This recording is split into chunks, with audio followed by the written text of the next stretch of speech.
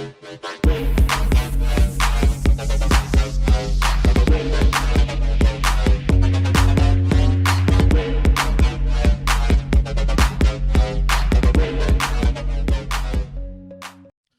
up, everybody? This is Anime Squad Podcast, episode 125. And I'm your host, Omar. And this is David. And like always, guys, never forget and always do hit that like button.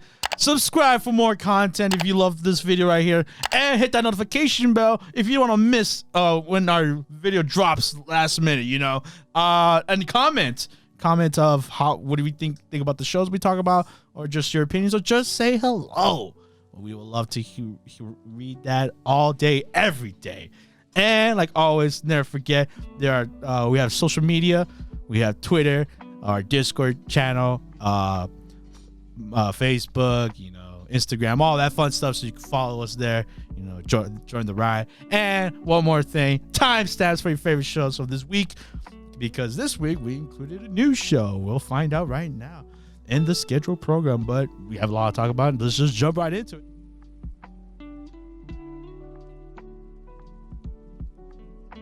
Starting off with Asoshi, episode 11. And yes, our man Ashito is the game. The game is about to begin with the youth league versus another high school, I think. I kind of completely forgot. But he has that mission, that kind of homework that he has to do with Nanami send him, which was find out why Shuri and the blind guy are mad at you, and figure out, you know, soon. If you don't, I'm gonna bench you. Yeah. So basically, this game goes bad. Yes, it goes sideways. It goes terrible. So they're 3-0 right now, and it's not just because Ashito's playing conservative. It's just like the team's not meshing together no matter what. You can see it in the other players, like all the forward people. Well, just in team in general, because like they don't know, they don't work together, and it shows. And during the halftime, when they go in the locker rooms, like, hey, we're not meshing well. Like, it's been like this since all practice. What the hell's going on? I thought we were professionals, and I was like, damn. As basically, Asoshi still, like, he wasn't thinking about that. He was just thinking of what his mission was. The homework is the homework. Yeah. Like, why? Like, I still don't understand any of it. Like why is it bothering me? Like, if I don't figure out by the end of this game, I'm gonna get benched, you know. So that's also affecting the team as well. Yeah.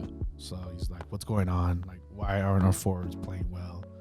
We're 3-0 right now. We're gonna lose in our first game. Like, come on, let's pick it up, team. You know, we need some team motivation.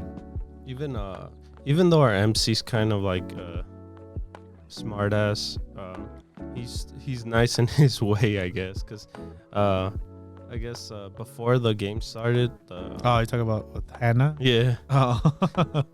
Where he kind of apologized, right? Mm-hmm. He was like, hey, well, cause she's talking to her brother, which is the manager. Yeah. And it was so weird how he handled that. He was like, yeah, just hold the phone for me and like put it on speaker, I guess. Well, no, just let her hear me and like, hey, I'm following your meal plans, thanks, and I'm gonna be the best. I'm out. I want you here for support. Oh yeah, if you want. Yeah. He don't care. But if you want to be here, you can be here, you know. I don't care. Whatever. Yeah. I'm the best. But she does show up. She does show up to see his game with another character, which first time introduced. We didn't get her name though. But she's kind of like press for I guess the youth, the club, maybe, or just in general. Probably just a photographer, like press photographer in general. Mm-hmm. But yeah, she was an interesting character. Just be like, damn, I got stuck with this job with the B team. Oh, I want to get out of here. So Hannah's talking to her. But yeah, like back to what we were saying, the whole team's divided. We don't know what to do. And it's very, it's just based on the plays like they're doing during the second half, and like still trying to figure out what each player has in their mind. And I think that's what opened the gate for Ashido. He's like, oh, I get it now. Like when someone has controlled the ball, they have their own play coming into mind. Which I said, it was like, you know, everyone thinks like you. And like he messed up. He was like, not that's exactly it. Like now everyone's thinking like me, because the whole time I'm thinking is me scoring the goal. You know, how the play goes good for me. He's finally using his noggin. Yes, which we've been pressively repeating, like, you know, him being the ball, him being the star player. It's not the case. Like, yeah, you could be the star player, but you have to be a star player. You know, the team player.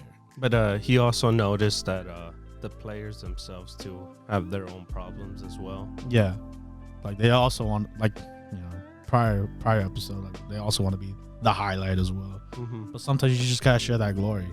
Sometimes, like, you know, it's better that the team wins than just you have a highlight clip, you know. So everyone opens their eyes. Yes, exactly.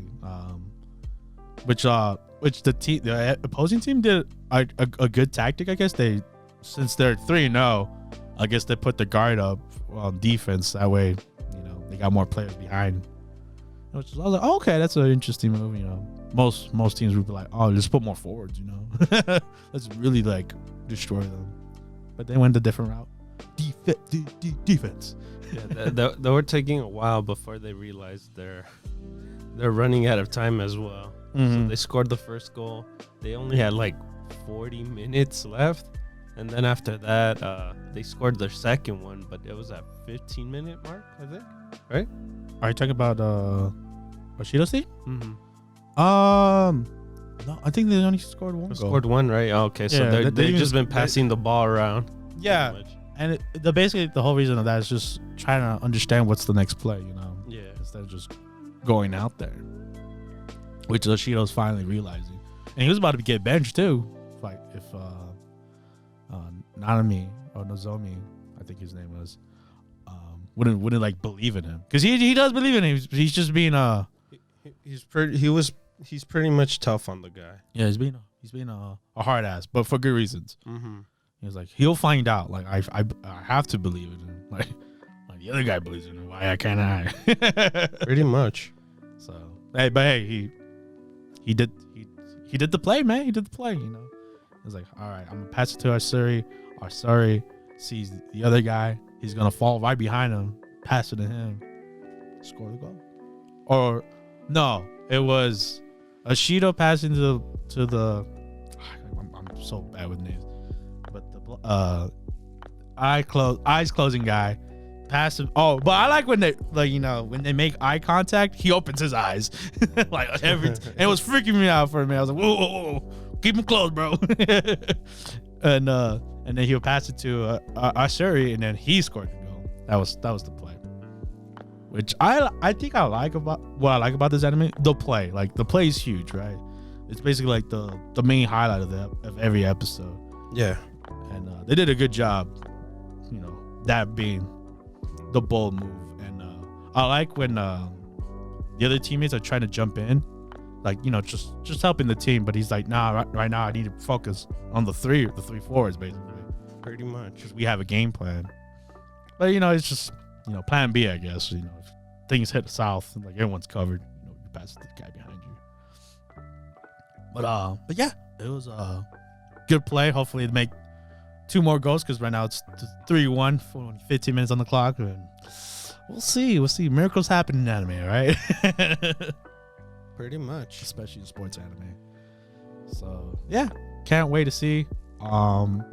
Meanwhile, Hana's talking with the photographer girl, just being like, yeah, did you see that play? That was inspiring. I was like, oh heck yeah. And then the press photographer, she's like, that's your boyfriend, huh? Which one is it? Is it the blondie? Like, he's kind of hot. And I was like, no, what the hell? I don't like no one.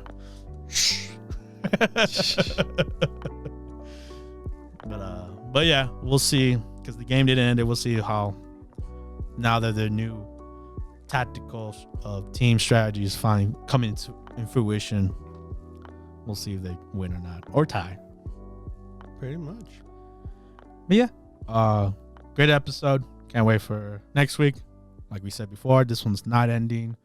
This will be carrying on to the next season, so look forward to that.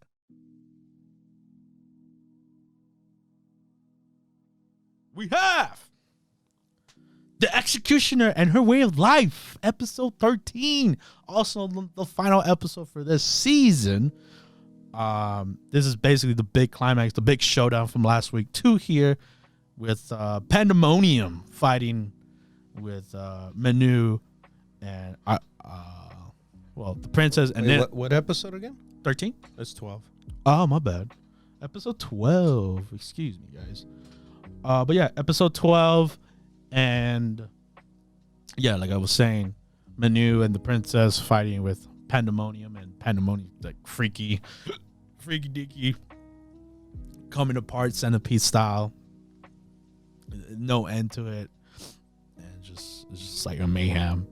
And then the whole time, Pandemonium is just making just movie references. Not like actual movies, like just the fact of making a movie. It's like this like a horror movie. Yeah, the filmmaking of it. The filmmaking progress. And I was like, okay, it's kind of weird, but I dig it because I like movies too. So I was like, all right, I'm with it. But Akiri actually shows up to help Manu, because Manu was getting clobbered, man. Things were not looking good for her, especially like I think during the middle of the episode, like she's getting stretched out at one point. I was like, oh Lord, this is gonna end south real quick.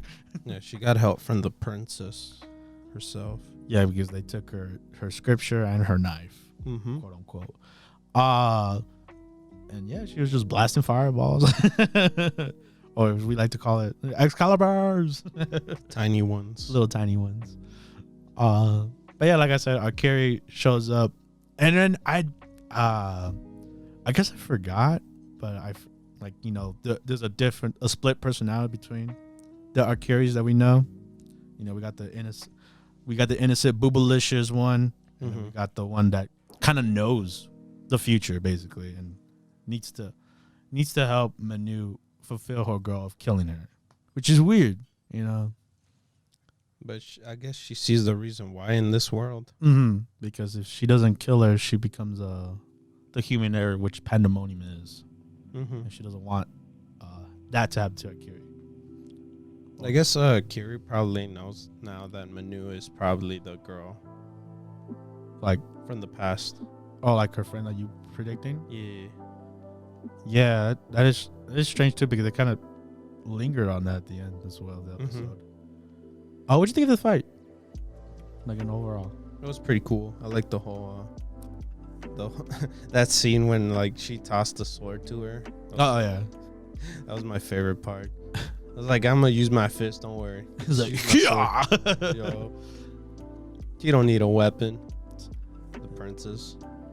And then they really did, you know, Excalibur, Flame Excalibur with the pop. The final attack. The final blow with Manu and Akiri being her power source, and just, you know, it was cool. Like, I'm a sucker for Excalibur, you know. And then, you know, Pandemonium got defeated. Well, she got defeated, and then also the fog was coming in to take her back too, so she was at a time limit. But the real one got to escape, I guess. Yeah, which was weird. Yeah. That ending, how we got it. Just like, you know, the one that died was like just threatening her and warning her about like Akiri, and just like made you wonder what the salt sword was for and stuff like that. Oh, interesting. Foreshadowing what's to happen in the future of the show. Yeah. And I guess the girl didn't die. Well, no, she died, but got resurrected. Yeah, from corpse of the people that she knew. Yeah, like I guess the corpse in the graveyard. Yeah, she basically put them like Legos. Yeah, she did some alchemy for her, which we find out that Pandemonium was the older sister for her. Yeah, from the flashback we got within that last week's episode. Was it? No, it was from that scene. Yeah. Yeah. And we knew like right off the bat when it was like, yeah, your older sister, she also loved the movies. And I was like, oh, that's The lolly older sister, you know. heck yeah. But yeah, the day's saved. You know, the city was in danger, but you know, not hopefully not a lot of people died. You know, who knows? They didn't show the body count. And then not Flare, what's her name? Who? Flaret, or is it Flaret? I forgot who is it. The master of Oh, it is Flare. Flare. Yeah, because Manu's Flaret. She's the apprentice. Yeah, so she's alive. Yeah. Did you see that coming? Kind of. Really? Yeah, from the opening. Yeah, right. Like now, if you put the pieces together. Yeah. I thought she was just gonna fight herself because of the whole time thing. Mm-hmm. But it ended up being that Flare's alive and she's killed the Manu many times apparently. Yeah, so this has happened before. Mm-hmm. And yeah, that's how it ended. Yeah, left with Well, they went on a journey, of course.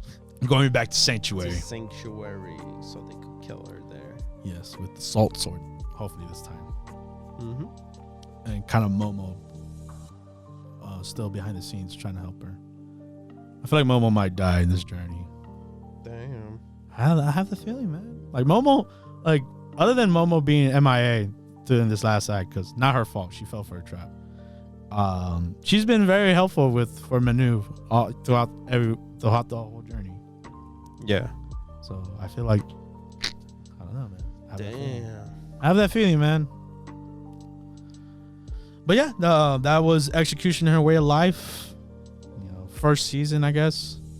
And let's just jump into the review. Like always, if this is your first time listening, usually what we do once a season wraps up, we usually review the season and give our final thoughts and our scores. Mm-hmm. So obviously, this is the only one that's ending this week. Most of them are gonna end next week or the week prior, and a lot of them are carrying over. But with that being said, the Execution Her Way of Life episode, first season. I thought it was okay. The animation from what it was, I think was okay as well. Mm-hmm. I think that what captivated me, like to keep going, was the whole premise of like, yeah, there's a bunch of isekai people that keep coming here, and it's become the norm, and to a point where, you know, you think the kids, you know, normal isekais being the hero, being the ones that are gonna save our world, end up being the problem. We have too many isekais, and people use them to their own personal gain, and to a point, if they stay here too long, they end up becoming a huge problem, aka a human error. And it's not good. So it's up to Manu and the church, I guess, to stop all that. And I was like, oh, that's awesome. All right, that's interesting. What would they call the lost ones, I guess? Mm-hmm. Yeah. And I was like, okay, I could get with that. Like, you know, literally the first episode where we thought the main character was going to be that boy, ended up getting stabbed and stuff. And then along the journey, we follow Akiri, which is, we realize she has the most OP power of all time itself. So it was I thought we would get like multiple people, but I guess we're just following Akiri and Menu. Yeah. So I'm fine with it. The characters themselves, I didn't like Menu as much because she's kind of like the stoic hero. She's like, you know, keeps her feelings to herself. But I like Akiri. She's like the bubbly girl, and she's like, and the fact that she has that split personality is like, oh, okay, it's interesting. And plus, who doesn't like manipulating time? It's just cool. It leads to very interesting stories, as we've seen from the past animes that do that. ReZero. Or Steins Gate, if you want. Pick your points. Or pick your. Well, either way, Momo. She was cool. I thought I would get annoyed by her after a while. But she ended up being very useful, except for the final act. You know, she fell for a trap. And then the princess girl, I don't know. She's kind of like, she's just there. Like, she's just a badass, right? She's like, yeah, I'm cool. And I was like, all right, you are cool, but you know, I don't know you. And And yeah, like I guess throughout the story, it's cool just following the journey between Manu and Akiri trying to go kill her, and a lot of bumps along the way, like the church betraying her, the train scene, and then this whole city, which like this whole later half became the whole anime, the city of where Flare and Flare got a bad reputation. Mm-hmm. And yeah, I really dig the whole lore of it, like pandemonium and like the human errors, like I said, the lost ones. I think the world sold me. I was like, okay, this is a cool world, and like where everything's based off these damn isekais, and them keep on summoning them and causing a huge problem. Where like they make their own culture based off where they come from. Like there's a little Japan going on in their world. So I think the world was like the best thing about this show. Character wise, I think Akiri and just Akiri is the most interesting character to me. It's just the fact of her power. Yeah. But other than that, animations hit or miss sometimes. I mean, they do the best what they could do. The action scenes do hit, just like in their own way. And yeah, I don't know what else to add. I don't know where we'll go from here, what other human errors we encounter or bumps along the journey. So will I watch the second season? Yeah, I would. I would like to see where it goes from here and how they handle everything. And especially with the cliffhanger of Flare. I mean, Manu gonna fight Flare eventually again, from what she said. Yeah. So with all that being said, I know I said a lot, I talked a lot, but I give it a 6 out of 10. It was above average, I like to say. Just the world building of it alone just kind of bumped up that volume for me. But yeah, just an okay show, and I'll probably watch the second season if they ever make one. Yeah. I guess for me wise, the thing that kept bugging me the most was with Menu, like her being like always like without like a lot of emotion. You get me? Yeah. But I guess that's her character right now. Hopefully she changes in second season, but I feel like that's what was missing from the first season. There's like a little bit of it, right? Yeah. Even at the last episode, she kind of show like more emotion. Yeah, so I think that's where the show struggled a lot. And of course, the younger sister from the Pandemonia girl. Oh, she was kind of pointless. Yeah, and the whole meaning of that whole arc kind of thing was kind of dumb for me. When we got there.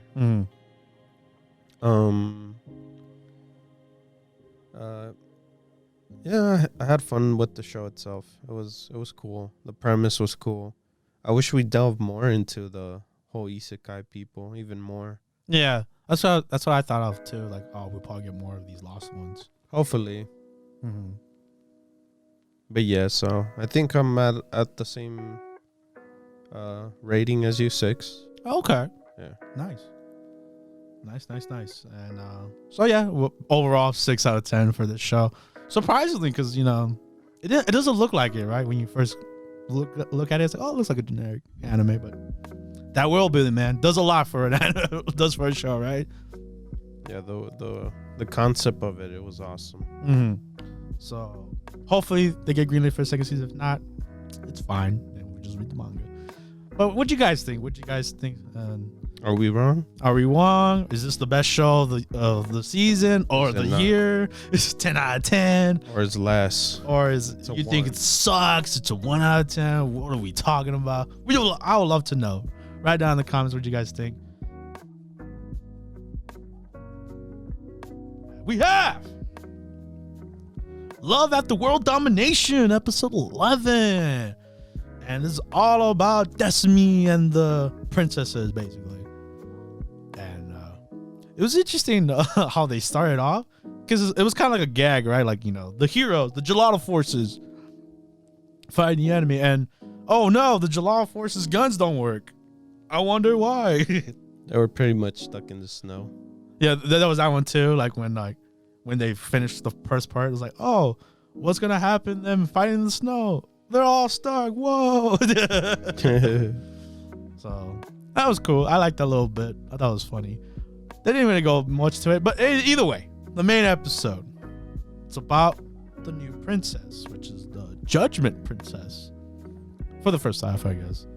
And like, just I guess she's a shy one among all the princesses. And you know, Destiny's like, no, why? You know, she should, you know, come hang out with us. You know, have a important meeting between all of us princesses. You know, Slumber party. End up being a slumber party, yeah. Beast Princess angry as always, and you know everyone else was like, yeah, whatever. And it was weird too with the. Obviously, we know who the Heat Princess is, but it's just like yeah, when did you guys get really close? It was like I don't know, it kind of just happened. It's weird, but hey, whatever. I like how she's the only one that doesn't take the helmet off from their little slumber party. She doesn't want to show herself. I know, but I like how they just give her like, yeah, we'll allow you. I guess so. Because they were when Judgment Princess came over, they were pressing on her. They're like, yo, take the disguise off. Oh no! At first, I got tricked.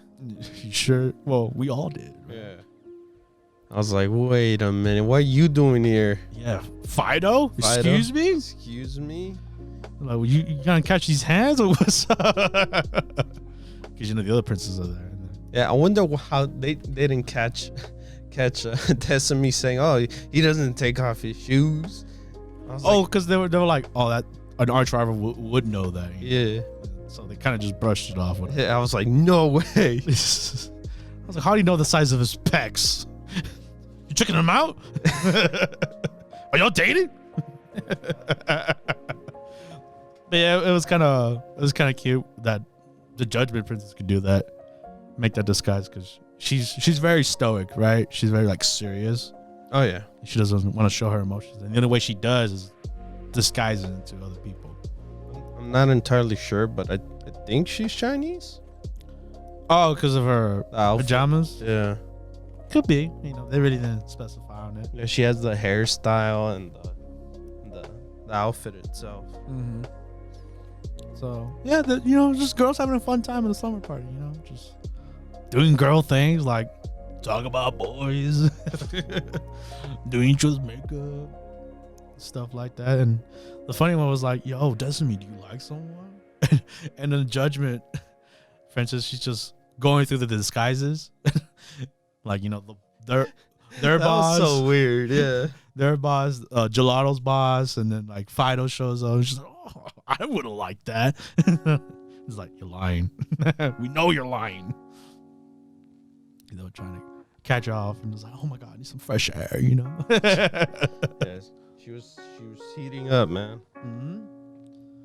And yeah, it was just girls being girls. It reminded me a lot, like not a lot, because I think Komi did a better job of it, but like Komi that this week's episode. I was like, oh, okay, cool, you know. But she was. But heating up is a big thing in this episode. Yes, heating up the other part, right? Mm-hmm. With because we got introduced to her last week, but this week we really got an introduction. Blood Princess. And you know what's cool about this show? It continues, like, even though like it feels like an episodic kind of thing, it continues from what they did the last thing. So like in the beginning of the episode, they were in the snow.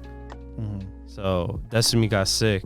Yeah, from the snow when they were up there. Mm-hmm. Which gave her a fever, I think? Yeah, or a cold. So, Blood Princess being the nurse of the school, she was like, yeah, I'll take care of you. Don't worry. It's just, what we didn't know, that she has a mommy complex or, baby complex. I think it is baby complex. She likes being a mom. Yeah. Her patients being babies. It was a weird situation. Yeah, I know that's a thing on the internet, but hey, to each their own, I guess. It was weird to me. Sorry. No, it was weird to me too, but hey, did you like Destiny in a onesie? I hate you. Hey, Fido did a little bit. No, I don't think he cared. Well, because it's Destiny. She's like, Yeah. oh, she's hot in anything. But her main goal was to get a signature Oh, from Fido, from right? Fido. Yeah, Yeah, because Fido made he wrote a book. about What was it again? who would win if insects became giants, who would win in a fight or something like that. Yeah. Like who would win? And I was like, oh, this sounds like a like a Twitter post or something like that. But hey, if you're making it a whole book, more power to you, Fido. Hope you get a lot of signatures from your fans. So the friends tried to save her, and they ended up Becoming babies. also getting caught. Yes. And you would have think that the Beast Princess would learn because she was trapped there once. To a point where she calls him mom. Like, did you just call her mommy? I was like, either way, we gotta go save Destiny. I think she just wanted to get trapped again. She liked it. And no one saved them. Yeah, they got stuck underground. It's over for them. They will be babies forever. Yep. No more Beast and Iron Maiden. But yeah, Fido was confused because, Destiny didn't show up. And, being the good boyfriend that he is, right? Checks up on her. And she's, still loopy because, of being sick. Being a baby. No, just being sick. She's like, yo, read me that book again. I was like, what book? And then he sees his book. I was like, okay. Oh my I'm gonna God. Start reading my book. Yeah, so the ant will win if he's a giant because they carry twice their size. I mean, carry twice their weight or whatever. And then she finally wakes She's like, what the hell are you talking about? And then she's like, oh, it's already late. I missed your signing. And it's like, oh, don't worry about it. No one showed up. Don't worry about it. Yeah. Tear down his eye. No one showed up, so we closed early. And then like, oh, you know what? I'm your first one. Yeah, sign my thing. That was cute. Yeah. That was adorable. And yeah, that's basically the episode. Cute moments. I wonder how they're gonna wrap it up. Mm-hmm. Will there be a big final battle between the Jaw forces and A mech? yeah, that's teasing the opening. And, Hopefully. And they pull in Excalibur as well. Oh, jeez. Hey, man, like I said, I'm a sucker for Excalibur moves. But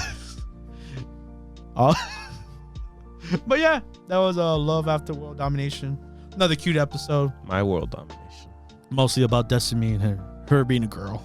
And a baby. And a big baby. And the other babies. A lot of babies were in this episode. But yeah.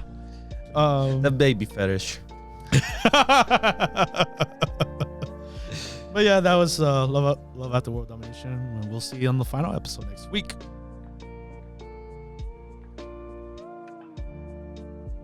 We have Shikimori is not just a cutie, episode 9.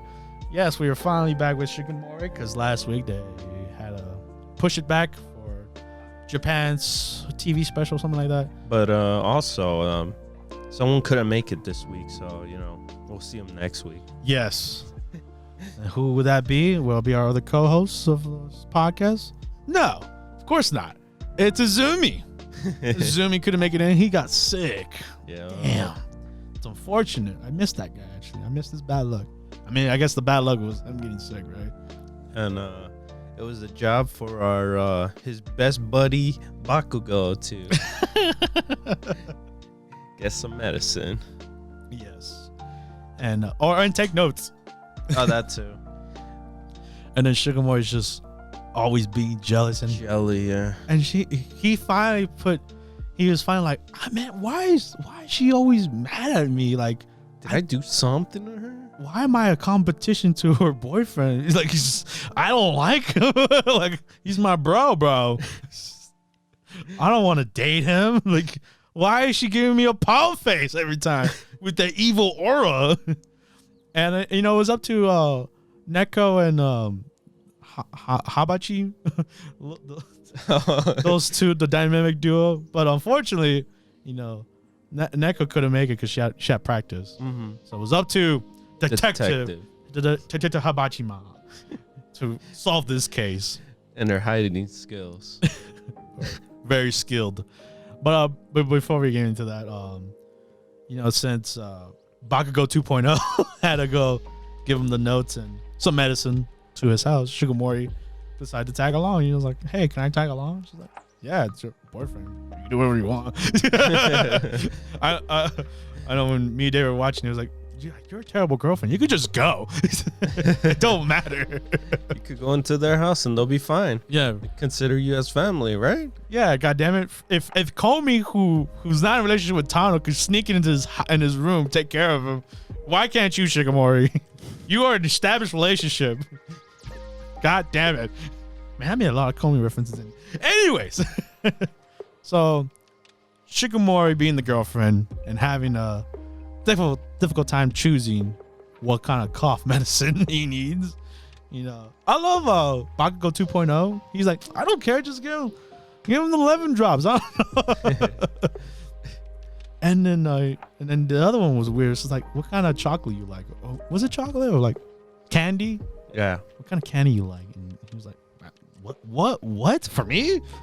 I don't care. Just give me whatever. Like I love grape. I don't know. And then it finally clicked on him. Well, not hit to him. The Like, detective. He was still confused. Like, what? Yeah. Hey, how did the detective showed up? Riding. Yes, riding a bear. Was it a bear? I forgot what. Was. Riding on those kitty cars. Like, I finally put it together. What a disguise. Yeah, she was hilarious. But She removed her bow and she became a detective. heck yeah, if Chica could do it, so can she. But yeah, she put two and two. She's like, hey, I finally realized why she hates you or has a jealous aura around you, because you remind her of her brother. And how she wants to be close to her brother, but the brother don't give her a time of day to get close, and she hates that, and you know that's the reason. And I was like, really? I guess so. Because she ended up saying, I forgot it. She said a word and Oh, I think Nissan. yeah, I'm not entirely sure. It was very You guys tell us if yeah, because it means older. I think younger or older brother. I don't know if she said that or she said something else. I forgot what was it. Yeah, because he was like, why did she call me Nissan? That's freaking weird. Because he compared it to another thing, which obviously that's very Japan thing. Mm-hmm. Japan lingo and all that. But yeah, it put two and two, and he finally figured. I was like, oh, you picture me like a brother. Okay, cool. Well, sister. I forget what he says, and then it fried her up or something. She got like jelly or like angry. She's like, I was just kidding, I swear. And the detective Habachi, she was like, oh, you know what? This is too scary for me. I'm dipping. So that was cute. That was fun. And I think the best part of the episode was our returning character, Kibiya or Kaguya, the blue hair girl who got heartbroken.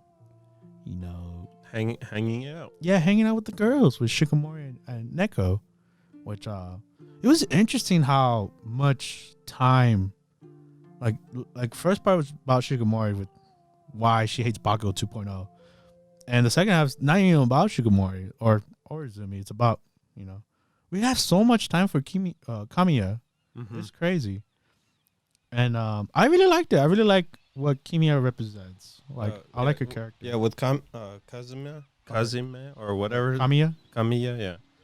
Her, I guess we get to see like, cause she's always been alone. Yeah.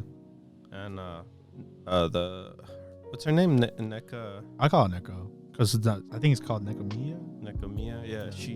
She's been like, she was curious on why she's always been alone and stuff like that. Mm-hmm. And then finally, she got it, like, you know, like she understands her and stuff like that. Yeah, like it's I guess Kimiya's kind of like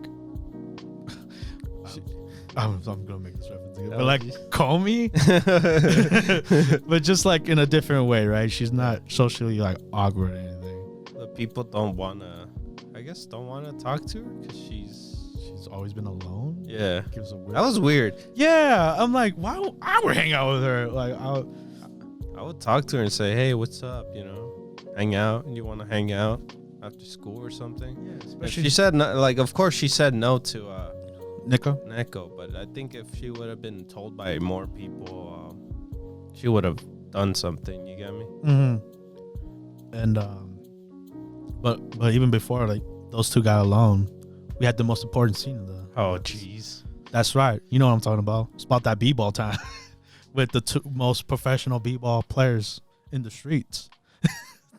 Yes. I don't know what the deal was that, and they had beef. Yeah, because they didn't get permission to play in their courtyard, right? So they wanted them out of the kitchen. But the way they looked, they didn't look like b-ball players. I was like, excuse me? You guys look like you guys are dressed for different occasions. But hey, Japan, where you do you know? Yeah, one looked like a modern day ninja, and then the other one looked like a gal.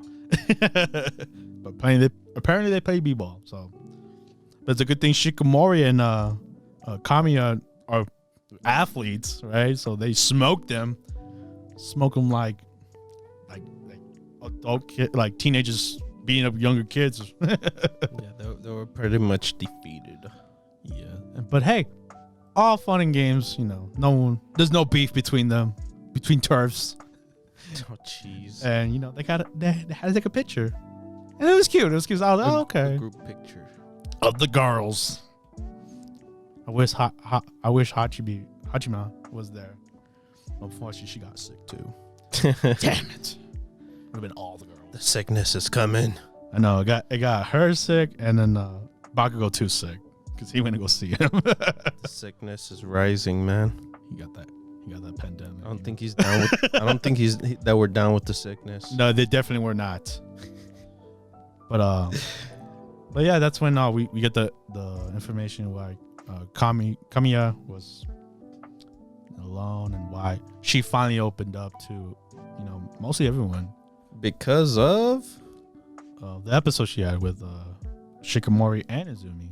But Izumi in general. Izumi in general was the one that opened up her eyes to be like a whole new world. Mm-hmm. Like live in the moment, basically. Mm-hmm. It's like whatever happened in the past is in the past. But of course, she didn't say it out loud. Yeah, she couldn't answer. It's a secret. It's a hush hush. I'll tell you some other time. But hey, if anything, they got a new friend, and it was cute. I really like Kamiya, being in the show. It's strange. It's like she's not part of the main cast. She shows up in the opening, but she's like, she got so much attention. I wonder what happens to her. But yeah, that was basically Shikimori's not just a cutie, which is weird because not a lot of. I mean, we got half Shikimori, half not. Mm-hmm. So yeah, cannot wait for next week. We have Love is War Ultra Romantic episode 11, and that's the day of this recording. No, it's pretty much the downfall of the episode. Yes. What I predicted to happen is kind of happening, right? Unfortunately. Well, before we even get to that, the cute thing with Kaguya and Shirogane with the whole balloon. Oh. Yeah, the balloon making thingy. And and the joke was not the joke, but the thing that she was supposed to give was a heart. Him was a heart, right? Yeah, but she didn't see that. Like she was still playing the game inside her mind. It was like, oh, if he makes the heart for me, or like suggests it for me, then he's giving me the heart and he's confessing. Cause she's in her mind, she's still playing the game. Like whoever, gives up, like confess is the loser, right?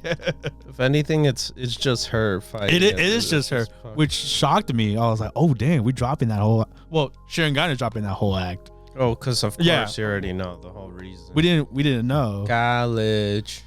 That's right. He got the letter. Stanford, right? Yeah. Yes, Stanford. In America. Not only did he get accepted, he got the privilege to skip senior year and go straight to college. Oh yeah, that was mentioned like later at the end, right? Yeah, but it was a big deal, which obviously Kage did not know until at the end. But there was a lot of misunderstandings. Yeah, and it was but yeah, it was funny with that bit with the balloon thing. She was like, what was it? The couple, the girlfriend. She was kind of helping Kaguya, like tell her, I like, got you. yeah, I got you, girl. Like, don't worry. Like, I know you want the heart. Because she was saying a bunch of stuff. Not this one, not that one, not this one. Oh, and prior to that, what was it?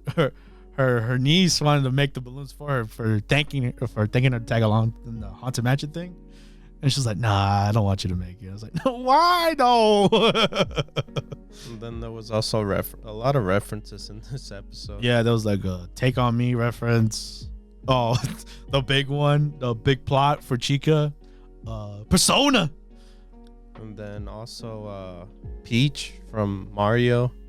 And then also, what was the other one? That was the second one too. Was it? Yeah. Where'd you get the Peach one? The little, like, the color scene. If you rewatch that scene, you'll see that there was there's some video game characters. Oh, okay. Yeah. Oh, I must have missed that. Good eye. That's why I said Peach in the episode when we were watching it. I guess you didn't hear me. Yeah. Flew by me, man. There was a lot. There's a Love is War has so much going on. So Yeah. forgive me. But yeah, when she found out that the heart balloon needs the payment of a heart exchange, she freaked the hell out, got the hell out of there.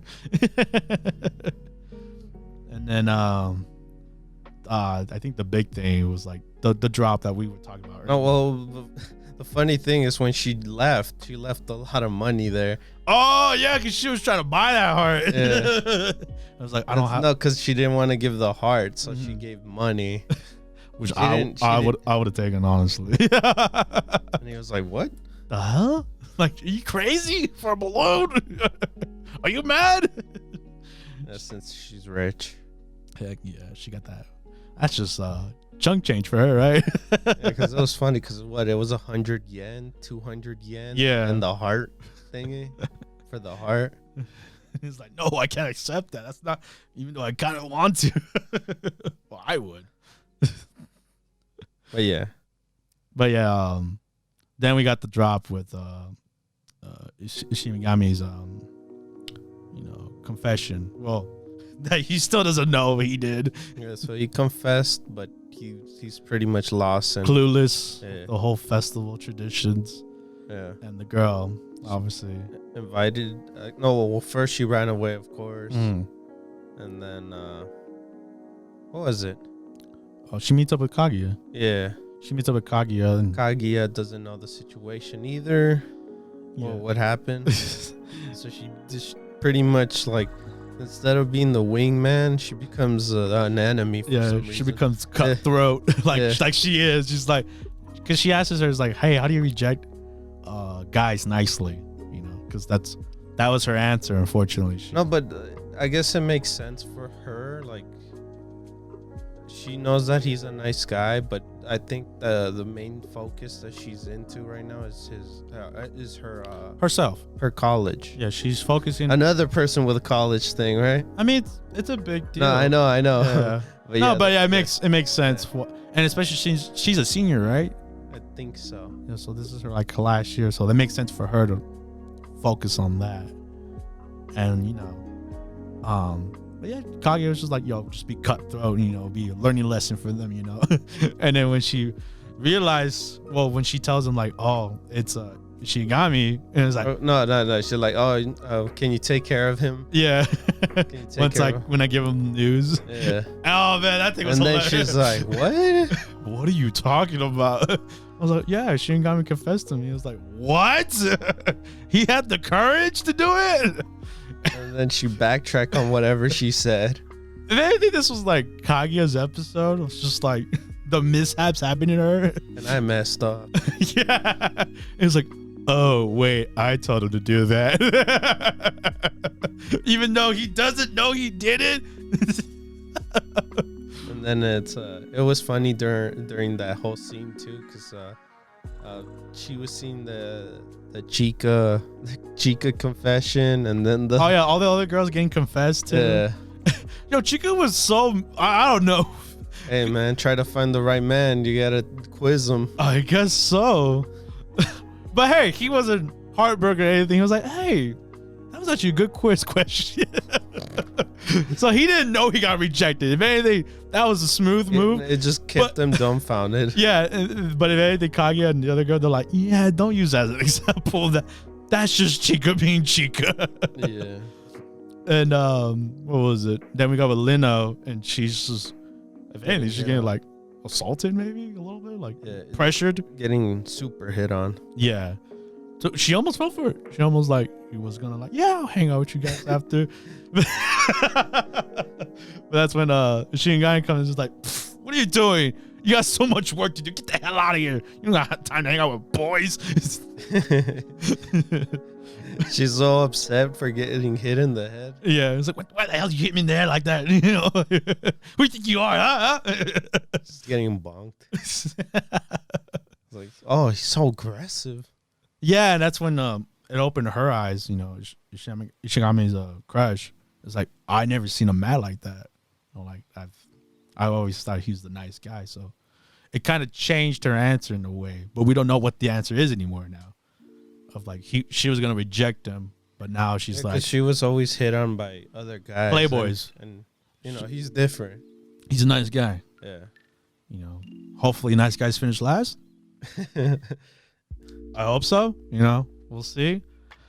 Because we got that hint during when Kaguya and Shirogane are walking, having the cultural festival date, they called it.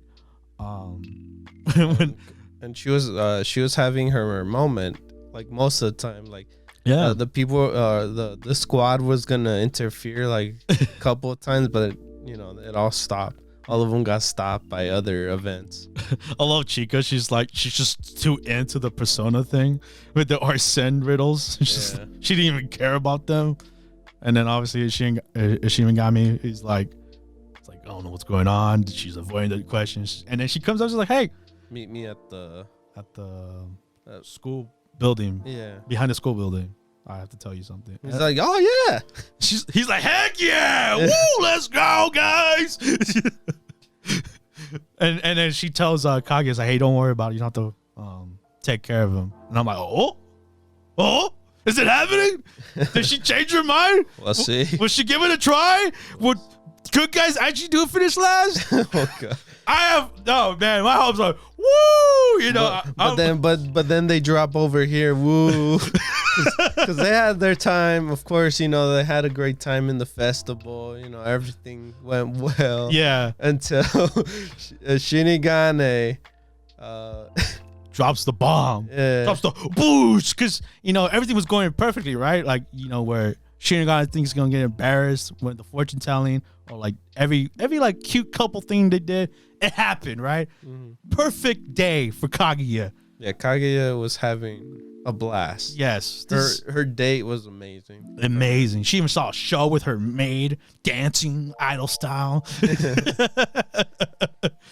and it was just perfect. But the important part, you know, the bomb. Yeah.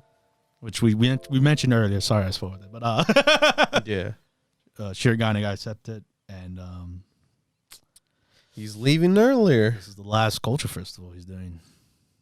Yep, and he's leaving early. So now it drops the question: is Shirogane going to confess now, or what's happening? What's going on? Does everything change? Is Kaguya still gonna pursue him? Who knows? There's a lot to unpack. Watch next episode. Yeah, because Dragon Ball Z. This culture festival is so long. I'm so invested. This is part 3 or part 5. They called it. Yeah. I'm like, Jesus Christ, so much in this day, or days, right? Because you know it's not just one day. Mm-hmm. So man, yes, I'm excited. I can't wait. Will he come over here or give up his dream of going to college? Oh man. At least to that college. Is Shirogane going to be the nice guy, finish last? And is Chica going to find Arsene? The clue. And is Lino going to get that campfire? A lot is at stakes here. Oh no, the campfire. Oh no. Which didn't get brought up, but you know. Yeah. It's part of the problem. But yeah, I'm so excited. This shows. Yeah, we'll see what happens next week.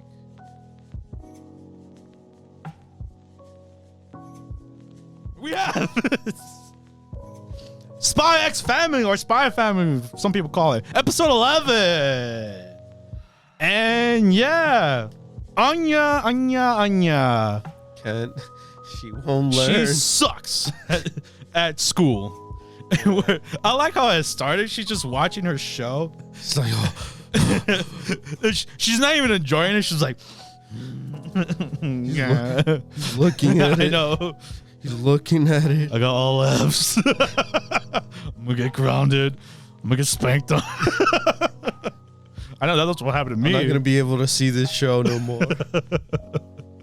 It's a good thing he's not my real dad. Oh damn.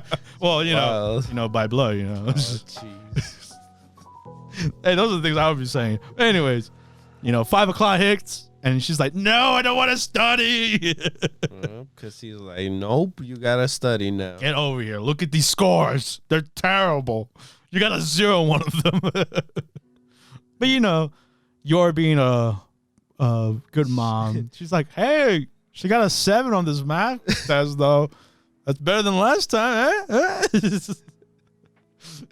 But Twilight he's trying to come up ways to he's like, learn. All right, I think the academic thing, I'm gonna have to ditch that idea. Well, he tried with the TV show, and they're like, I don't remember that episode. I was like, what episode was that? Yeah. But Anya's plan of trying to copy the smartest kid in class by reading their minds, not working. Even Twilight said it. It's like magically find out oh look, she got straight A's. That's gonna seem suspicious. Yeah, it's gonna be weird. Yeah, because the whole time Twilight's like, maybe I could fix this thing. I could get my agents to convince. I don't know. Work behind the scenes, work their magic. And of course, Anja the same way too. It's like, oh, if I get straight A's, I'm gonna get hated on. Yeah, they're gonna be like, oh, look at this cheater over here. Yeah. Technically, she did get called cheater this episode. I know, but all for the wrong reason, though. I know. Well, we'll get into it. But yeah, this damn Stella, man. We gotta be what do they call it? A scholar? One of the higher ups. That's the main goal. Mm-hmm. And yeah, Twilight thinks of everything. Hey, Anja, I think you're musically gifted. Let's play this violin. That don't work. Hey, Breaking Anja. all the notes. Hey, what is that you're drawing? You might be the next Picasso or something. Is that a panda? It's like, nah, it's a moon. I mean, a cow. Cow. Of the mascot. And she's like, oh, crap. Hey, Anja, I think you can play tennis. I think you're gifted. You could do sports. Well, I think Twilight didn't see last week's episode.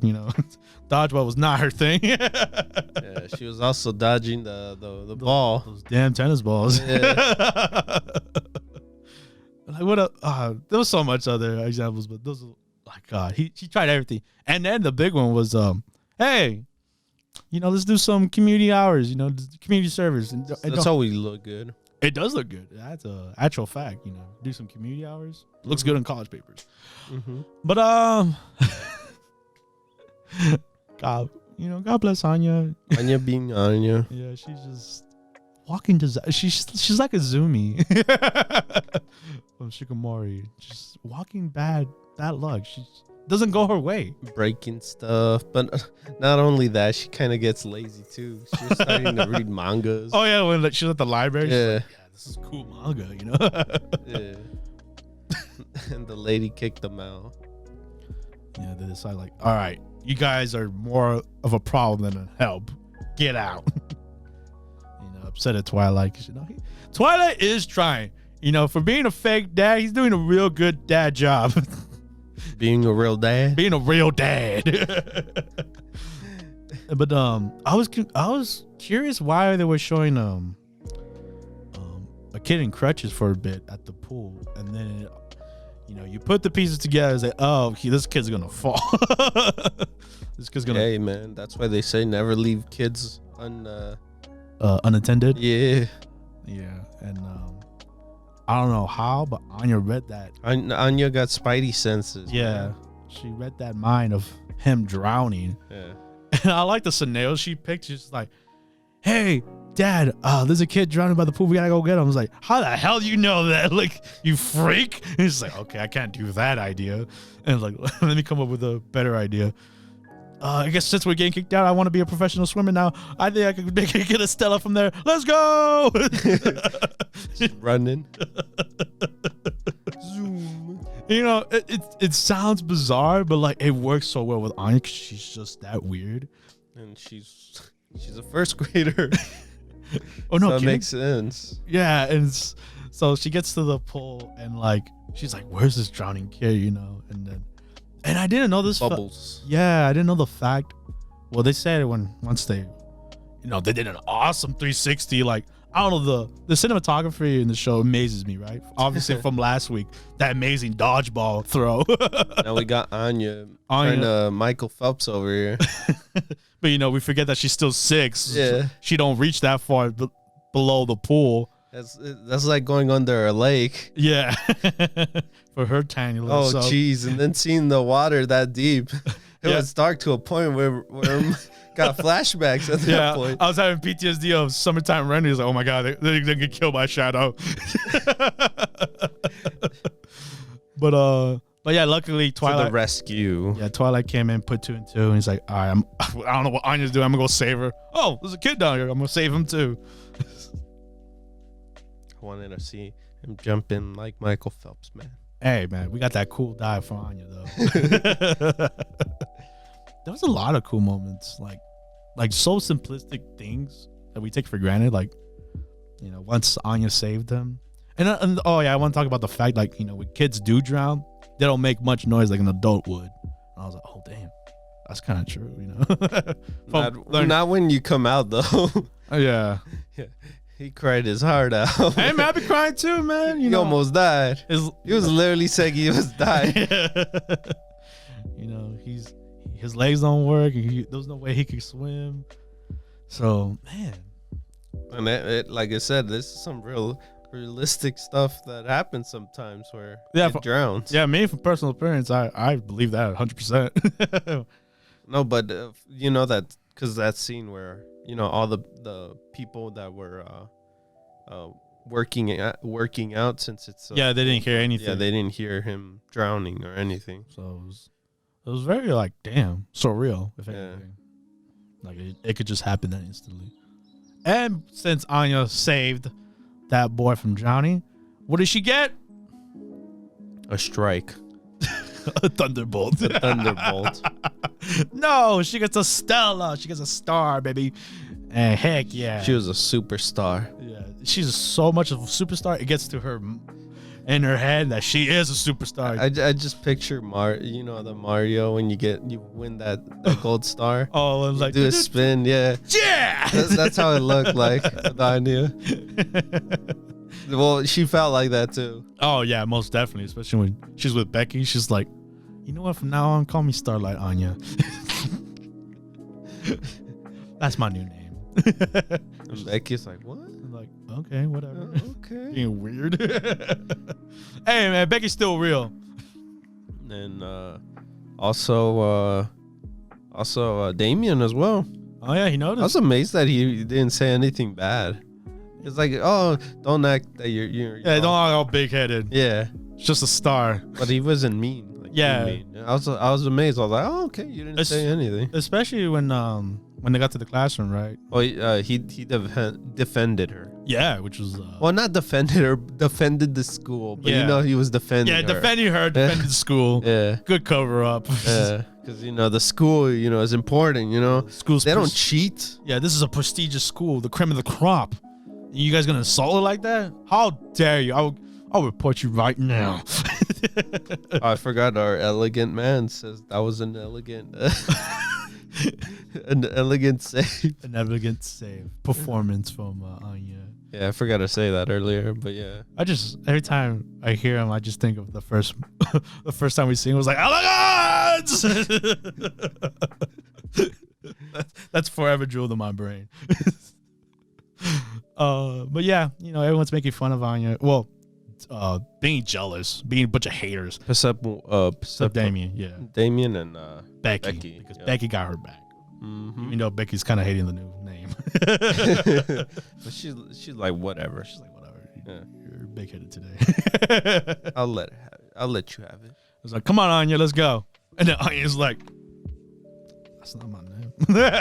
But she was still sad even when she said it. I know. She's like, Starlight, Anja, come on, let's go. It's like, all right, now we're talking. And I guess, Anja hasn't forgot about the mission, right? She's like, I gotta be friends with Damien. If I'm not friends with Damien, my dad can't save the world. There's no world peace. And there's no world peace, so. There's a lot of no world peace. In her mind is no world peace. I love the last scenario she has. Is like, well, the new one was like, hey. The one with the dog? Yeah, like, she should be rewarded for, saving a kid. Well, because at first they were talking about dogs as well. Like, oh, Damien, do you have a dog? Or do you like dogs? Yeah. And he was like, I don't want to talk about this right now. And then shows him like a flashback with his German Shepherd. Yeah. It was like, yeah. I love you, Max. Yeah. And then you also asked Becky, right? Yeah, Becky has a dog. Yeah, Becky has she has like a toy dog. Yeah.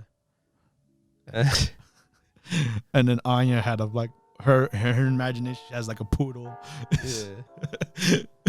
So she's trying to convince Twilight to get a dog For her reward. Yeah, for her reward. And then Twilight's like, yeah, I think a dog would be a good idea. We should get like a bulldog or like a pit bull. And it's like the reason why it's like, to protect the house. Yeah. And like the way that pit bull is drawn, like so muscular, which they are freaking the buffest dogs.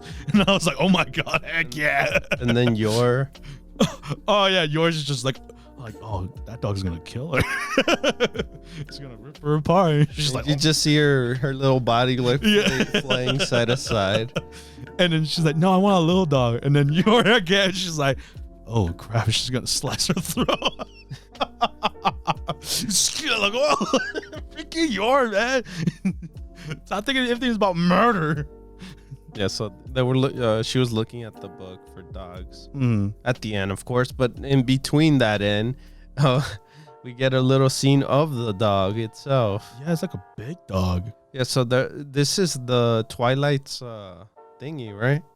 Twilight's like where they keep their dogs. The spy. I didn't know what the location. I think it was the spy thingy that Twilight has. Yeah, because he was like, oh yeah, I'll let my agents know. Yeah. We could get you any dog or something like that. Yeah. Now my question is, what kind of dog would you want if you could pick a dog? You're so dumb. Hey, I want to know. I would, like, if you get any dog, it'll be like, I would pick like the Hachi dog, dude. I love that little thing. Yeah, but let's get back to the thing. So yeah, the dog that of course we get shown is a white dog. A terrier. No, the white dog. No, but she wants a terrier. Well, that's what I said earlier, but yeah. That's at the end. But I'm saying when we go into that whole like cage area and like the specific dog, because we know a dog shows up in the show. Yeah. Well, in the manga. Yeah, I seen a couple pictures of that dog, and I was like, "Oh, there he is." Yeah, here's the dog. And his is weird because he predicts the future. Like, yeah, he predicted for like a second, like who's the owners. Mm-hmm. I don't know. That's what we got from that little scene. Yeah. So, I wonder what's gonna happen, especially since next week is the last episode. Because this is getting 2 parts. Yeah, I know that. So, but this will be the last part for this season. I bet she's gonna be with the dog. We're gonna see what her. I feel like relationship Anja and the dog are really gonna be big. Yeah, because since Anja could telepath. Telepath in this. Yo, he could read dogs' minds. Whoa. That'd be awesome. That would be cool. Dude, Anja would be powerful. Oh, and also, like, a little side note, like, Anya's like, hey, I just saved that kid. I'm like a hero now.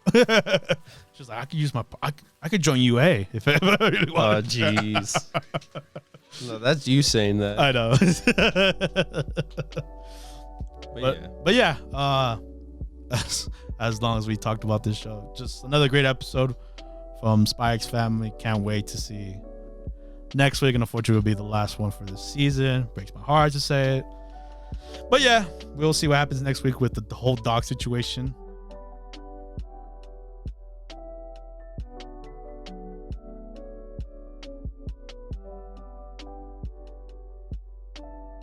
We have Dragon Quest Die, episode 82. And yeah, obviously from the cliffhanger with Avon fighting Kilvern. And he's like... He's having a grand time down there. Oh, yeah. Or wherever that's at, the Shadow Realm. If anything, Avon predicted that because he's that freaking smart. He's like, it's a good thing we're here because this is what I wanted. Because I know you took that personally. You wanted that rum back, and I already knew that. Yeah, I knew it. We could fight for centuries, but it would be perfect because you're not gonna mess with my students. My heroes of justice over here. Exactly. So, if anything, I won. And he's like, you mother. I really want to cut you now. While we have over here with Dio, you know. Oh man, Mr. Vern was savage, bro. Even more of a savage this episode. Oh my god, Mr. Vern, dude. We know he's evil. He's like the pillar. Yeah. Even he said it last week, but like, my god, dude, this guy. It's like, let's go, man. Let's fight. Let's do this. The trash talking on Mr. Vern is on a higher level.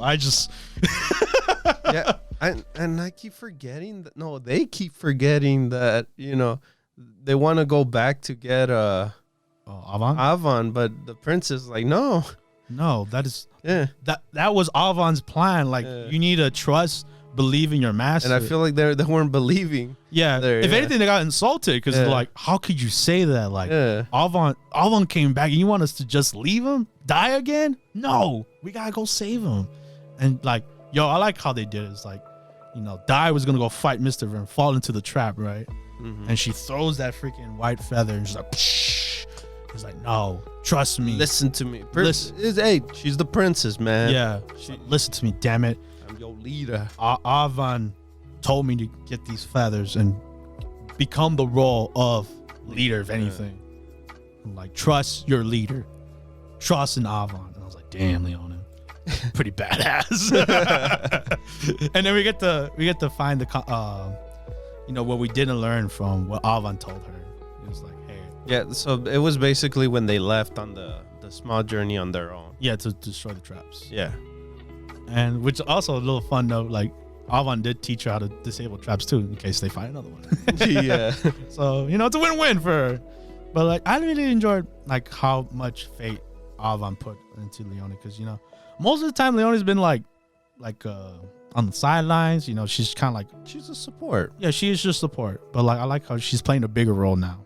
Oh yeah. So that was cool. And then Mr. Vern's like, you know what? I'm tired of this. I'm gonna go attack. I'm gonna attack you, Die. You're gonna die here in this garden. Damn it. And Pop comes in to rescue with his scepter, whatever. And he's like, go, Die. I'll hold them off. And then Mom joins along too. So and it was cute. That was so cute between Pop and Ma. Hashtag Team Pop and hashtag Team Mom and Pop, baby. Yeah, sure. What you said right there. Later on is a different story. Don't say it. Oh my god. But yes. She even says it too. It was like, you're not gonna win over me just because of that. Yeah, you said. Your confession. Yeah. You think you like Kim Kill? Like, yeah, not even. And I was like, damn, Mom, come on. Let him have this. But they decided to team up against Mr. Vern. And then Dai keeps doubting. I know, like, man. Everyone started, like, first all three of them were doubting, and then they believed in her, and then Dai still didn't believe in her. And I swear to God, those are the longest flight of stairs of them running to wherever they needed to go. Because, like, throughout the whole battle between... Maybe because Dai was just slowly going up there. He did like a light jog up there, saving some energy. Because he wants to know, like, if his friends are going to live. Because he didn't believe in them. Yeah, I was like, come on, Dai. They've saved you how many times when they were weaker? Come on, man. Like, I know it's Mr. Vern, right? Because, I mean, he was kind of right, though, right? Well, yeah, because he already... this dude like planned everything. It's like Mr. Vern was calling everything, and he called it right. He was like, he was even playing around like,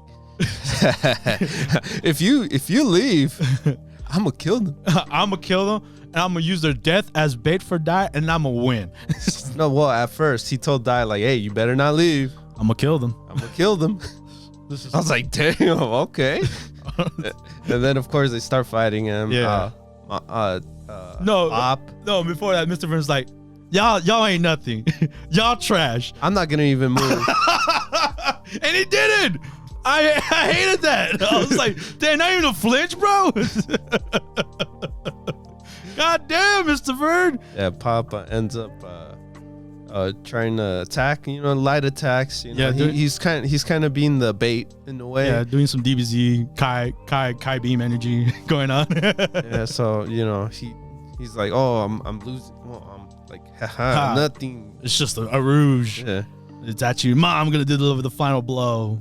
Which the reason they went with that because prior she got a lick on him. Yeah. Before that, so she was like, oh, if I do my reactor fist, we could get him. Mm-hmm. Because we know he has a body, right? Didn't work. It did not work. He didn't even flinch. He even died from a distance, like, oh, Nani? It didn't work. Yeah, so then they both got trapped with his tentacle fingers. Yeah, his pretty much what I said. Yeah, basically, yeah. You got it down to a T. So and then he's like, Pop. Yo, Pop was screaming. I'm gonna squeeze the crap out of you, and if Dai reaches down here, oh, I'm killing you. I'm killing you guys so badly. But he actually baited them to tell like him, hey, don't come. Yeah. I was like, Pop is like, oh damn, he made us do this. Yeah. I was like, if I wouldn't have said this, he wouldn't come. Yeah. And he's like, Dai, don't freaking come, we're gonna die. And he ended up saying that, and Dai was about to, but dun, dun, dun, dun. The hero has came. Yes. Who's that hero? Hyunkel. Well, Mom thought, right? Freaking the silhouette of freaking Hyunkel. Man, that when he launched his attack, that thing kept going like. I know, it was huge. Yeah. Which honestly was kind of hype. That was kind of hype. And then so Mom's getting really aroused when thinking of Hyunkel over here. And then Pop just being happy, he made it, right? But no, it was not Hyunkel. It was Lionheart. He made it in time. And that's how it ended. Yup. So I'm excited. I'm kind of hyped with now that Lionheart joined the battle. I had a feeling. Finally, I got my one of my predictions. You for predicted once. That one. I'll give you that one. I'll give you. Yes. Thank God. Crocodile and them, no. They're still slow. Yeah. or they're just taking care of Hyunko now at this point. Well, of course, yeah. But I mean, this time I got this one right. Yeah. I was like, yes. Rush to save them. So, because I had a feeling they weren't gonna take him down. This dude's super strong. Yeah, we've seen what Mr. Vern can do. Yeah, he was taking out a ton of heroes in the beginning. Remember in the ship area? Yeah. Yeah. So Mom and Pop are no different from all those that encounter especially. Yeah, they were literally toyed like a puppet. Pretty much, but not him though. No, not Lionheart. Lionheart's a whole different story. Yeah. He's on a whole different level. Yeah. Freaking Baron's dragon riders. Let's go, dude. Let's go. Even came back from the dead. Because he had a clean heart. Yeah, he had the drive. Yes. It's about drive. Yes. It's heart. Exactly. So, hey, I'm excited. I'm always excited for Dragon Quest Dai. So hopefully Dai stops doubting his friends. Doubting, man. Yeah. And he needs to stop doubting in general. Yeah, man. This journey's been so long, you gotta believe, man. I know that Alvan coming back was kind of like, yo, Hail Mary, but hey. And your daddy dying and that one still hurts me. And Hadler dying and the pieces dying. Okay, never mind. Maybe that's why Dai is doubting. Yeah. And I like how when they were, if Dai was leaving, like, all right, come on, Leone, and come, Gomichi. I was like, oh, heck yeah, Gomichi. The trio. Heck yeah. I can't wait what Gomichi's going to do, bro. I swear, dude. I hope it's something badass. You know what? Why aren't you saying hashtag Gomichi, man? You know what I'm bringing it up right now? Hashtag Gomichi, bro. Gomichi for the win. No, hashtag Pepe, dude. But yeah, that was Giant Quest Die episode 82. Can't wait for next week.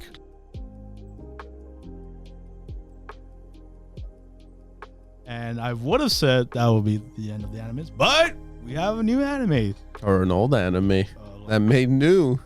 Exactly. A revamp of this classic anime. We have, not really classic, but we have Spriggan episode 1. Or you could say spring in 2022. Yes, because technically there was a movie back in the 90s, same title, called Spriggan, which I have seen. I have seen this this movie, which it did. But you could see without it. Yes, exactly. It does not tie into the movie at all.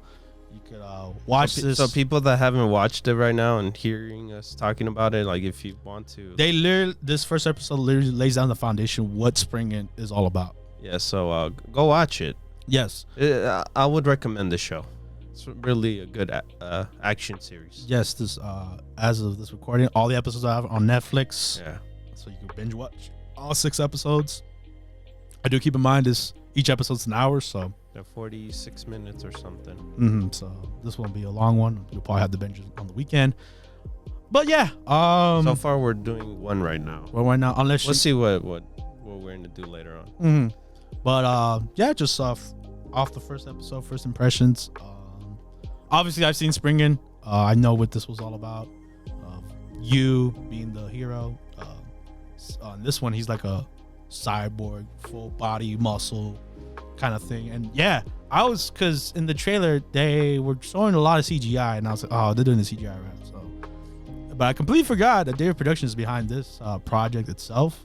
If you don't know who those people are, they're the ones that did Souls of Work and JoJo. So and Fire Force. Yes, so they done a lot of amazing action scenes. Well, yeah, even Souls of Work. So that alone, I got excited, and yeah, man, like David said earlier, first episode did not disappoint. It really don't surprise me. If anything, because I had like a little hope here and there. I was like, oh, Spriggan, it's a niche. It was a niche movie in the beginning with. I don't know how I'll take it in just watching the show itself, but hey, it was badass. Yeah, it was cool. If anything, this one I really got hooked into it because it was really easy, simple and easy to understand too. Like the story too. Like we got the story later on the episode. But I guess right off the bat, it was cool the fact that this guy's a wise guy. He knows. He a cocky son of a. Yeah. So it's so cool just watching him in general. Like finding ways to take out the enemy and stuff. Yeah, not killing them, right? No. Hey, if anything, he's like Batman. No. No, you don't think so? No. But yes, Spriggan comes into the action. We follow the character Yu, and yeah, I like he was being a guard for this god. What is it? Well, he's basically a protector of ancient. Well, that entrance thingy. That's really important. They showed off the little card. He's basically a protector of the ancient civilization of that company. Just of the world, if anything. But yeah, he works for a company, and he just protects from humans abusing it and using their powers for themselves. You could tell this is from the 90s because how evil these the enemy is. It's like but it's they made it work here. Yeah, our country, America, wants to get power. Just they want power. That's all they want.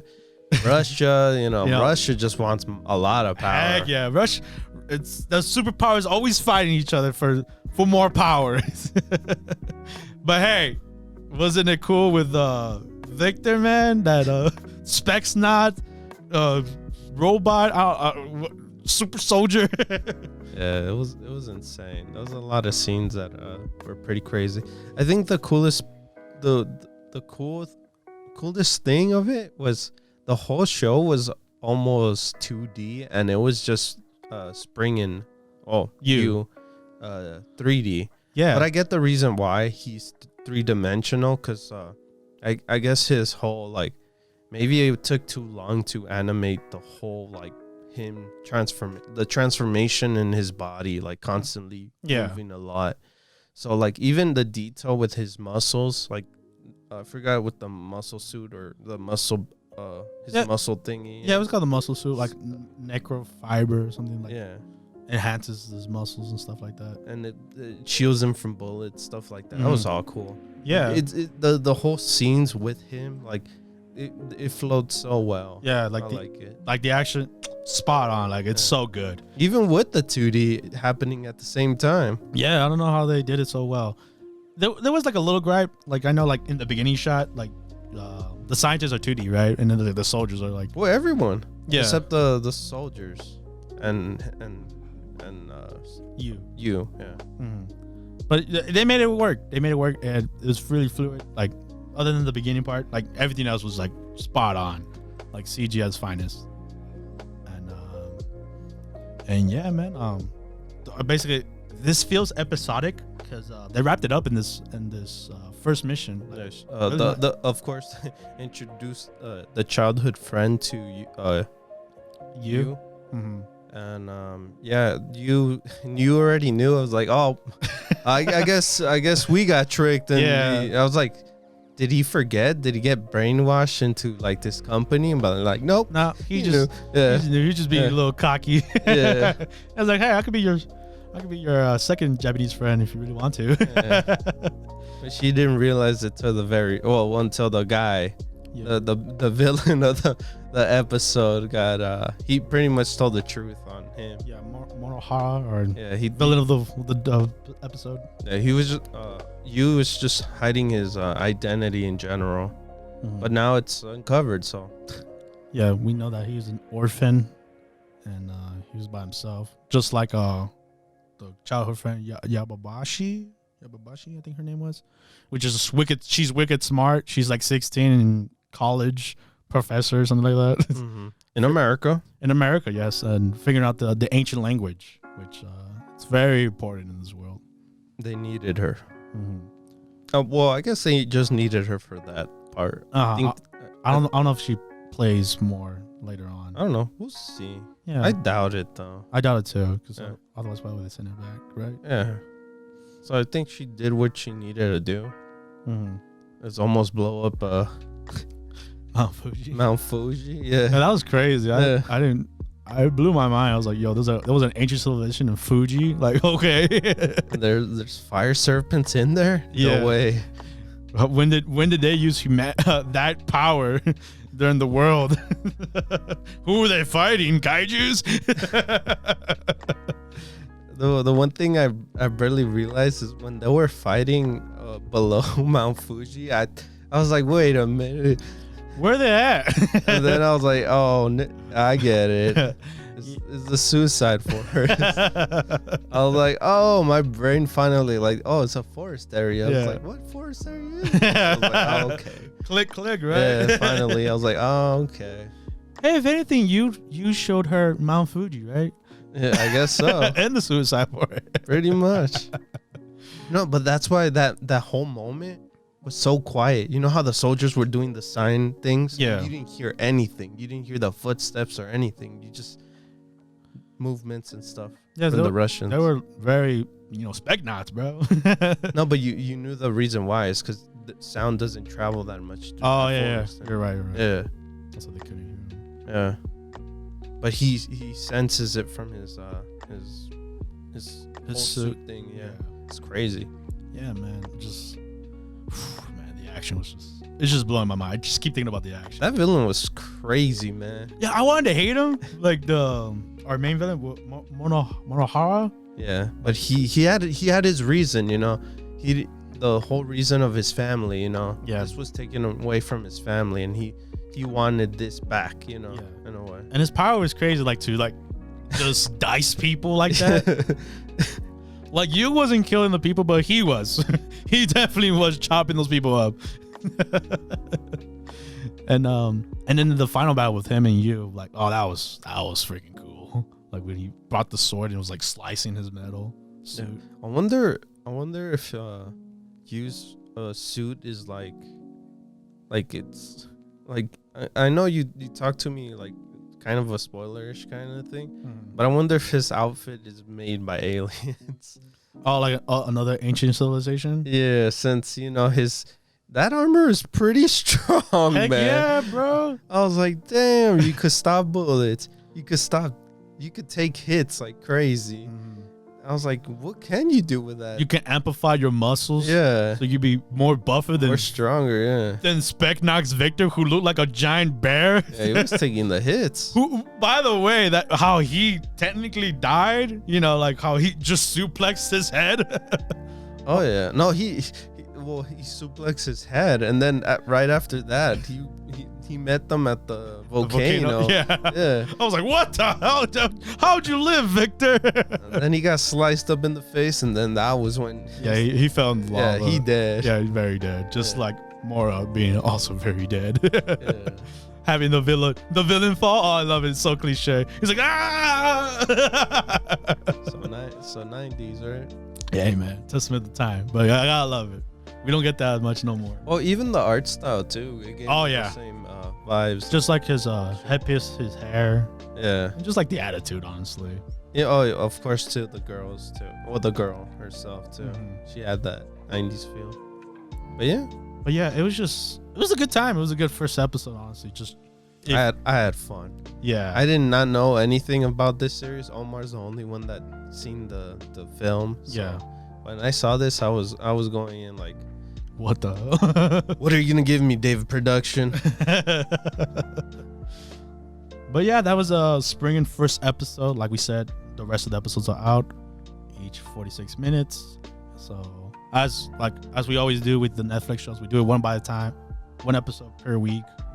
So or maybe we'll grind through it. Yeah, let us know if you want us to grind it. I could binge it.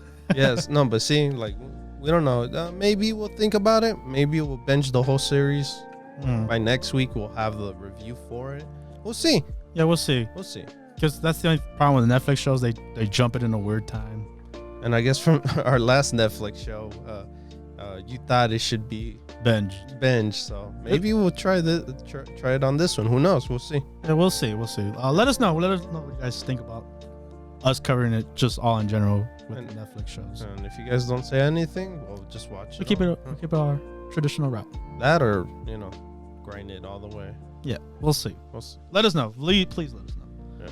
But yeah, just what do you think? First impression. I mean, obviously, like just a quick recap of your first impressions.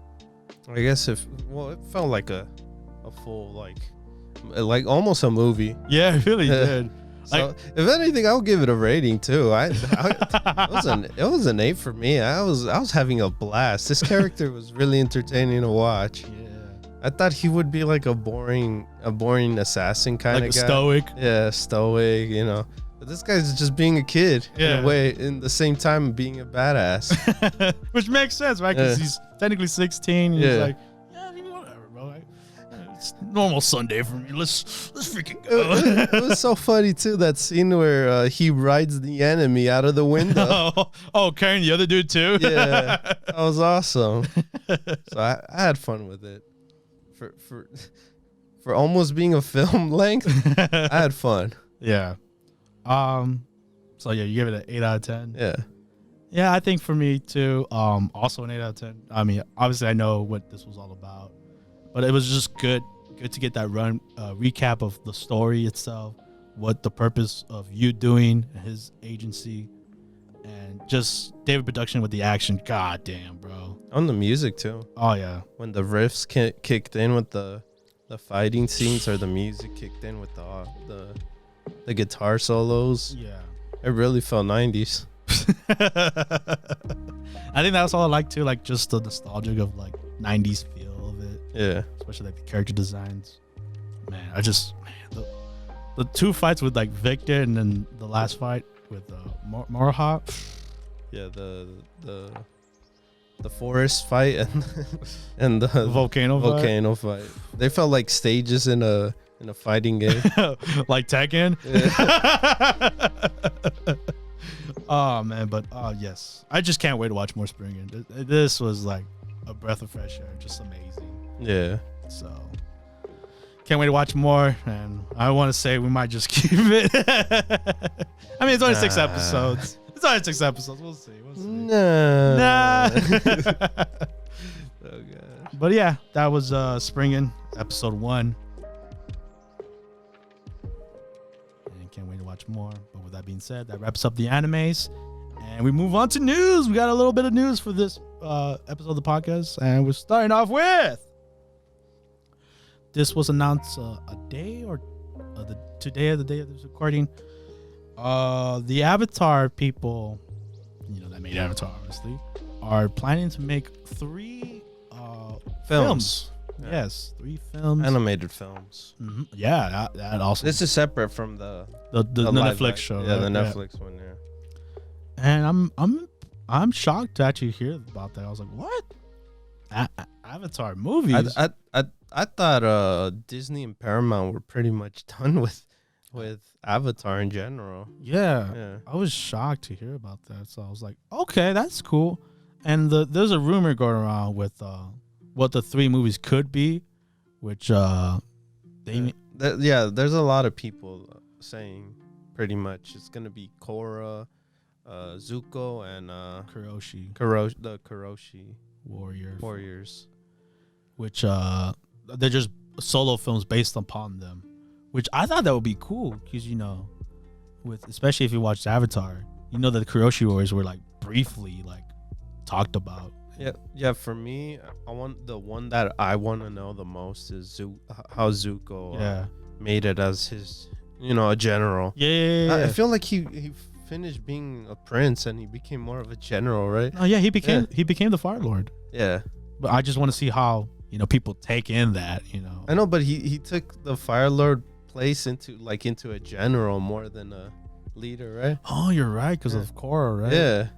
Oh well, I guess so, because there was another general that was kind of like more like oh no, that was like a naval general. Yeah. My bad. But yeah, I'd love to see that. And then, but yeah, but Zuko in general. I mean, cool. just seeing Zuko again would be badass. Yeah. Zuko's just like an amazing character. I mean, I would love to see more. It was good in Avatar. Yeah. I love when we went on his own with him too, and his uncle. Like Zuko, like as a character, has the best redemption arc I've ever seen. Yeah. Like, and he earns that. And so, like, just to see him as that character, like, progress, like, the troubles of... And at the same time, we were kind of like, don't do this to your uncle, man. Yeah. Your uncle's there for you all the time. And if you know that scene was like, oh, it gets me every time. That scene, like, he kicks him out of his life. I was like, no, don't do that. Oh, man. But he redeems himself so bad. Oh, so much. Even when they reunite. Yeah. Oh, it gets me every time, bro. Oh, I miss Iroh, man. And I want to see what happens to him in general. Hopefully, one of these films. Like, now that we talked about, I really want that Zuko movie now. Yeah. That's why I'm saying from those 3, I feel like that one's the one I want to see the most. And then the other rumor was like the after the final season of Korra, where we go from there. And I was like, okay, I would like to see that too, especially that relationship hint with the other girl. And I was like, okay, I like to see. Not my pick, but we'll see what happens with there. If anything, if I had to pick another one, I'd probably be like Aang when he's older, and like the guy's older, like when they build Republic City or whatever. and he dies. Well, I would like to see that, you know. Damn. The bloodbender uncle literally murders him. We'll see, man. I would like to see that, you know. Well, even before that, all right. Oh, okay. The adventures with that would be cool. But yeah, that is the rumor. That is not confirmed. We're just talking like what we want to see, and plus it being animated. animated. Yeah. So and especially with a movie budget, let's go, dude. That's just a W. If they do it right, obviously. Yeah. Right? So we'll see what their movie projects become with more announcements on that. But it's just an exciting time if you're an Avatar fan. Yeah, it's crazy that I guess. Well, we had this info in a while because I remember them creating this studio for the Avatar. Yeah, the Avatar stuff. Yeah, the Avatar studio. So that's good to hear more now. A little bit. And more. it's not just the Netflix adaptation one, Yeah. which we still have no idea what's going on with that. Yeah, we still don't know what's gonna happen with this. I don't know if they didn't learn their lessons from the movie they did. We'll see. I don't have any high hopes for that one. Yeah. But yeah, these films are a promising future. But yeah, Waiting whenever they announce them. so yeah, let us know what you want in a, or maybe if you know those rumors are real and and I guess I looked it up wrong, then you guys let us know. yeah. Maybe those three are the movies, you know. Hey, we get to look forward to the Zuko movie. Or let us know who you want to have a solo film. Maybe a Toph solo film. You know, she did a lot when she got older. Oh yeah, she had a big family. Yeah. Or like the one that gets no love, Sokka, man. What's up with him? He looked badass when he got older. On the comics. Yeah. Well, no, like the little the flashbacks in the okay. Korra series. Like he looked cool. He looked awesome. Looked like his dad.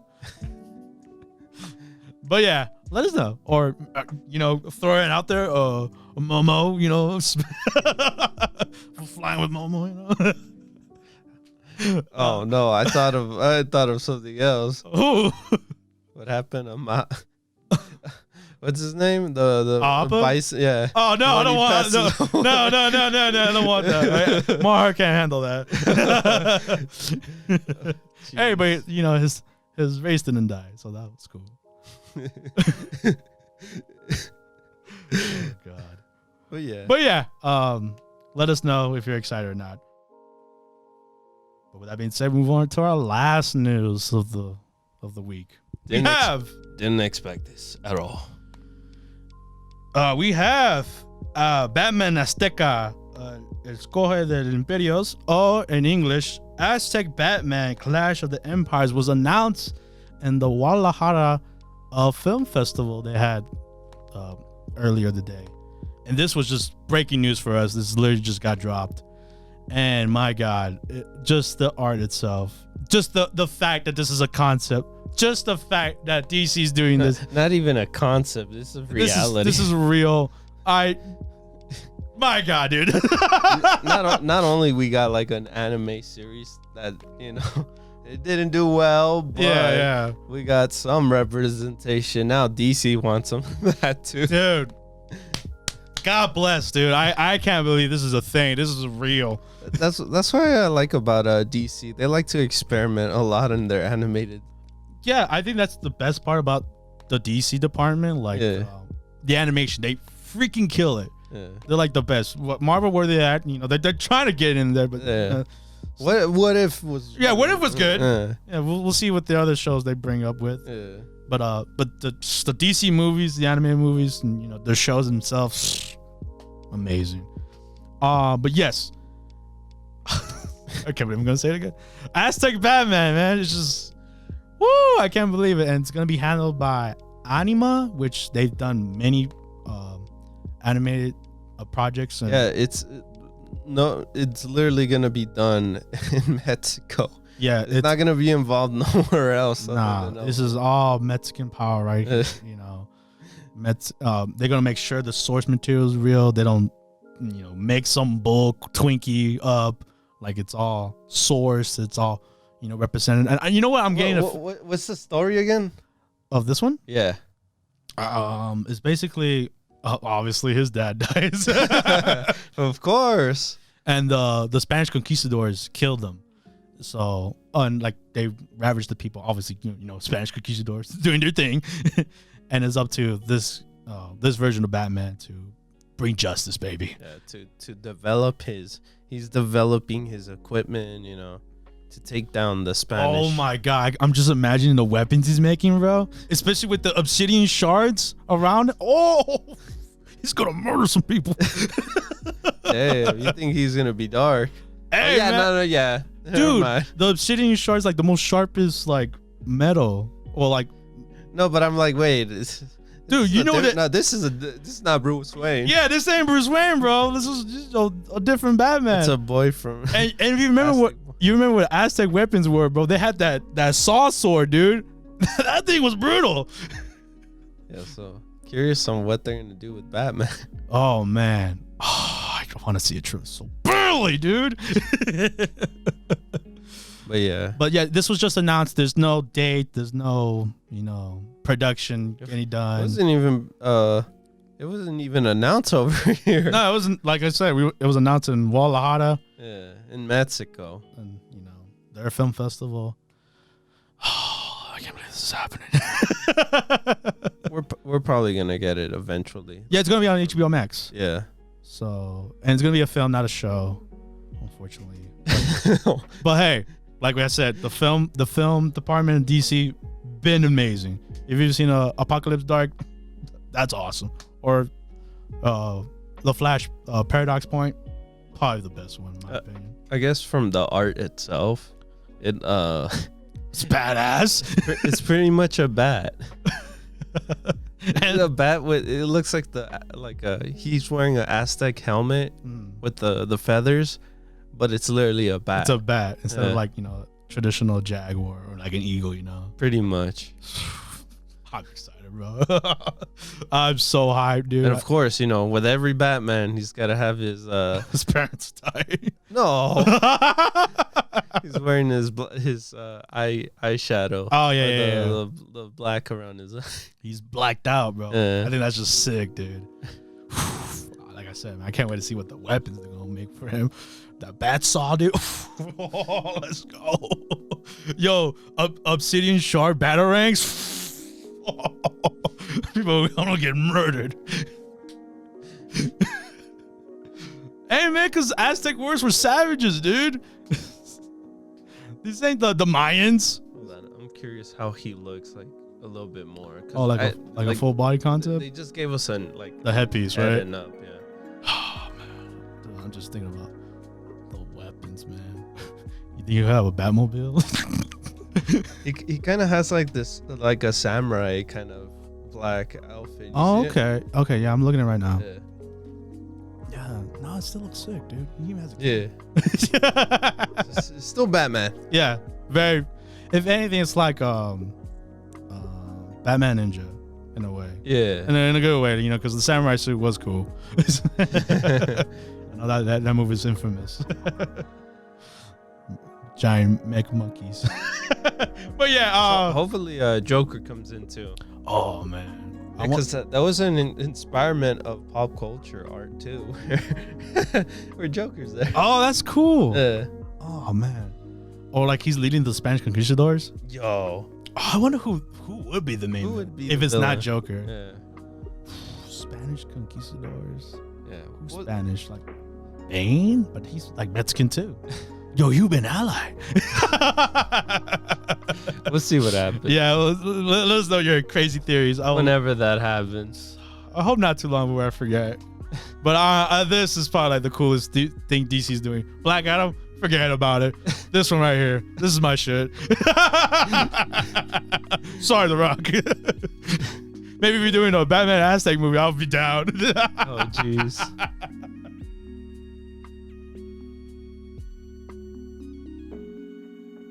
But yeah, with that being said, that wraps up the news, and that wraps up the podcast for this week. I mean, for this episode. If you made it this far, thank you for listening. There was a lot going on. We really do appreciate it. It helps us motivate to keep doing this. And like always, don't forget to like, comment, subscribe, hit that notification bell for more amazing content like this. And yeah, don't forget to follow us on social media. With that being said, I've been your host, Omar. And this is David. And we'll see you guys next time. Bye-bye, guys. Late.